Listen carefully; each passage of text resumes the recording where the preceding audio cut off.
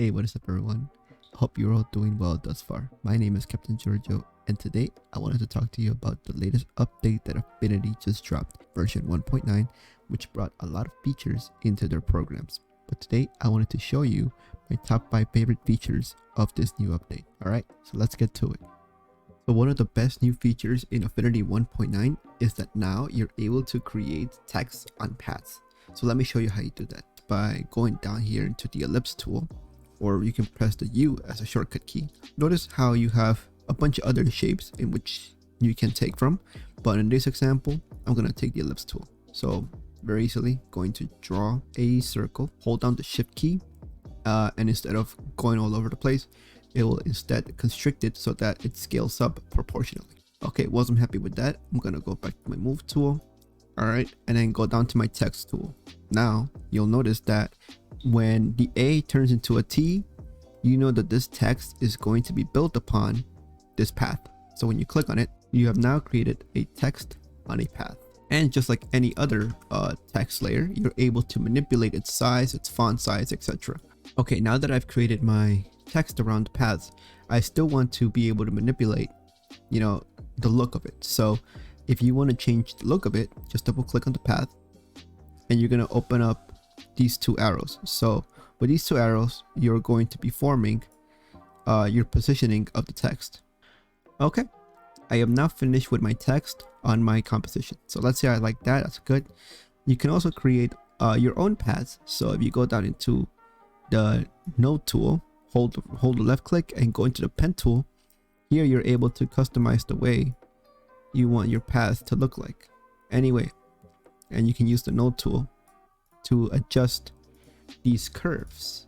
Go to my curve layer again, click on this node, and you'll see that I'm able to play around with this. Same deal. If you want to create your own text, just go to the text tool, wait for it to turn into a T. See that difference? Click on it and then start typing. And then you can customize it any way you want. And that's how you're able to create text on paths. So go wild on this update. So another thing that you can do is that now you're able to use filters on mask layers. So let me show you what I mean. Right here I have a mask that I've done with with this cute cat, and what I'm going to do is apply a filter to it. So what you do is you go above here to the filters panel, click on it, and let's say you want to pick distort. I have noticed that it doesn't work with a lot of them, but it does something.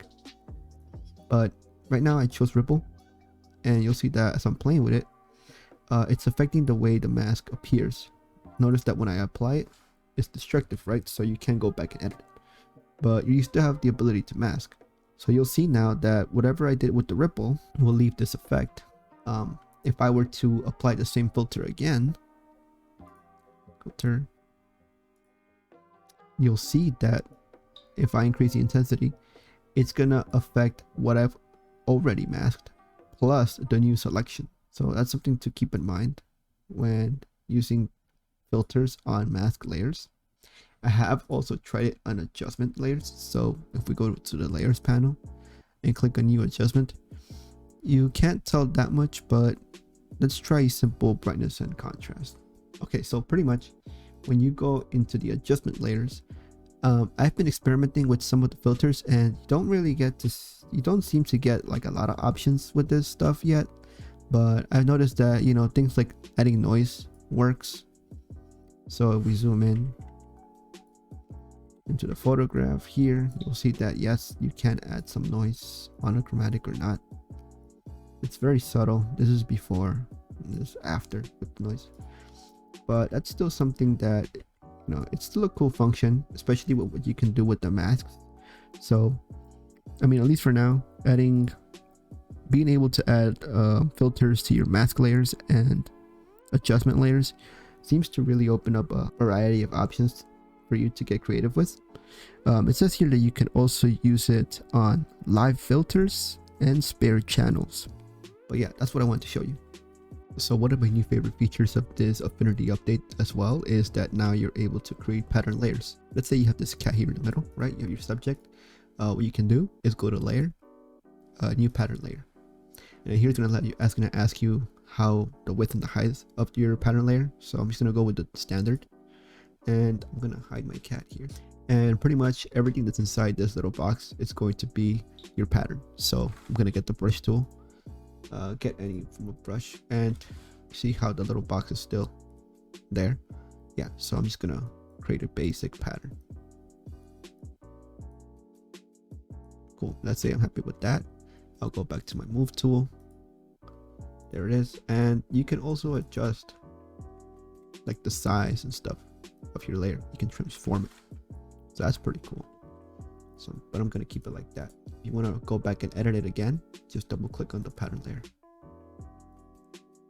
Okay, I'm gonna enable my cat, and we have ourselves a nice pattern. You'll notice that there's another option here called new pattern layer from selection. Just pretty much select what is it that you want to make copies of. So in this case, I'm gonna pick my cat.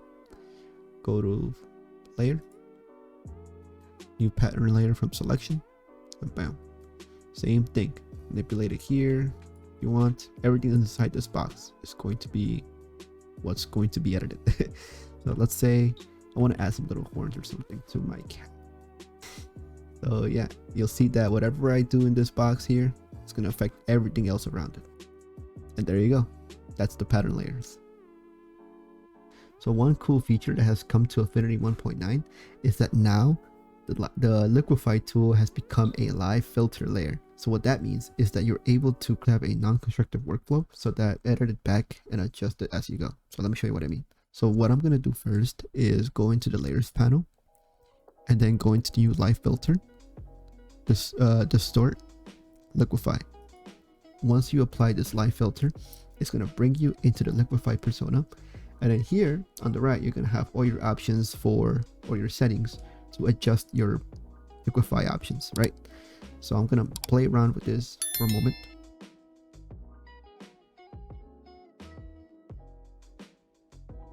So once you're done setting up your Liquify, I'm sorry for the nightmare fuel if it looks scary to you, but you click on the top left here, it says done. Before it would say commit, meaning that whatever you do here, it's going to be permanent. But now because it's a live layer, you're able to go back in there and adjust whatever it is that you don't like. And because it's a live layer, you're able to disable it and enable it so that you can have a before and after. If you want to go back in there and edit again, just simply go into the Liquify layer, double click it, and it brings you back to the workspace. Okay, so that's the Liquify layer tool. And now let me show you the #1 feature of this new update. Okay, so my #1 best feature of this new update is that now you're able to create brushes out of image selections. So right here, for example, we have a picture of this cat.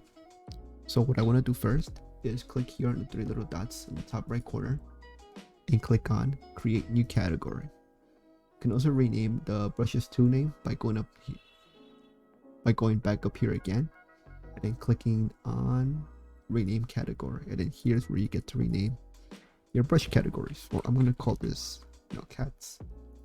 And then what I'm going to do is click on in this image that I have here, go back to those little 3 dots again on the top right corner and click new brush from selection. Now you have yourself a brush based out of an image selection. So now if I create a new layer, disable my cat, and then go into the brush tool, or I can press the letter B as in banana, I now have my cat brush. Now the thing is, because this is a brush, it has its own settings. So you can go back up here, double click it, and now you have your brush settings for this cat, for this image based brush. However, what if instead of creating an image based brush, you just want to create a brush based on the outline of the image? Let me show you how you do that. What you want to do first is select your selection, select what you want to select. So let me do this real quick here. Okay, so once you have your selection done on your image and you want to create a mask out of it, just click on the layer and then hit the mask button. Now for some reason, if the mask layer shows up above the original layer from which you're masking from, what you want to do is check your assistant settings. So you go into your assistant manager and you have to enable it, right? You have to go where it says adding mask layer to selection, add mask as a child layer. Okay, For the rest, I'm just gonna disable it because honestly, I prefer much doing things myself. Now we shouldn't have that problem again. Now if I retry doing that, I go back into my image, create a mask out of it. Whenever I make my new mask layer, it should be the child now. Perfect. Okay, but now what you want to do is control click the thumbnail of your mask layer, and if it's still showing all this other stuff, right, you go into your selection tool and then hold the alt button and just get rid of the selection. No idea why it's selecting that stuff when the mask layer is just this. Anyways, that's just to help people who are having issues like I am with this.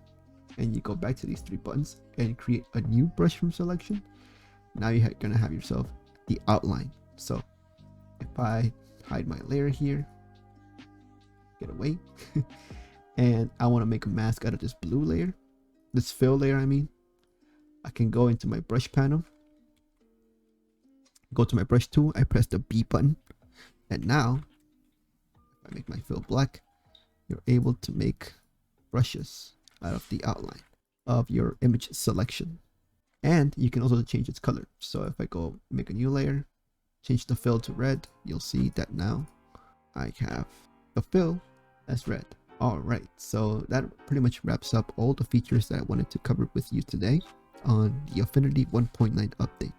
Let me know what you think. And if you like the way I taught, consider liking the video. I really appreciate it, as it helps me understand that I explained this video well. And if there's something that you're stuck on, please let me know down in the comments and I'll try to help you out as best as I can.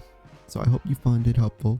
I hope you're just as excited as I am to get this software update for free, especially if you do this one-time purchase, because having to consistently pay a subscription fee, I think it's just too expensive these days. Again, good on Affinity for keeping us updated on their latest software. And again, this video is not sponsored by them at all. I just so happen to use their software more often now. But all in all, I want to thank you so much for taking the time to watch this video. I really do appreciate it. And as always, in this channel, I like to talk about art, photography, and technology. So if you're interested in any of those things, please consider subscribing. Alright, thank you so much for watching my video. Love you all, and I'll see you in the next one. Take care.